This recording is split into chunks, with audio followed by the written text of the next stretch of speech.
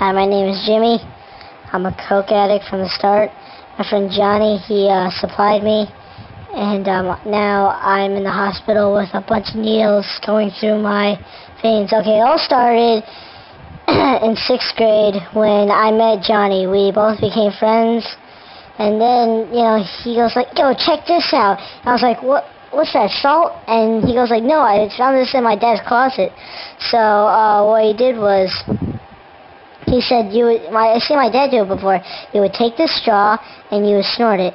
And I was like, okay, that sounds like a cool idea. So I took the straw and I snorted it. And it looked like 2 neon cats were butt-fucking Johnny in the ass. And I was like, Johnny, look, you're getting fucked by a neon cat, or some crazy shit like that. And ever since that, I've been addicted. And I've been doing a lot of crazy shit that a lot of people were wondering. Oh well. Well, I'm a coke addict, and you can't stop me. So, yo, my habit.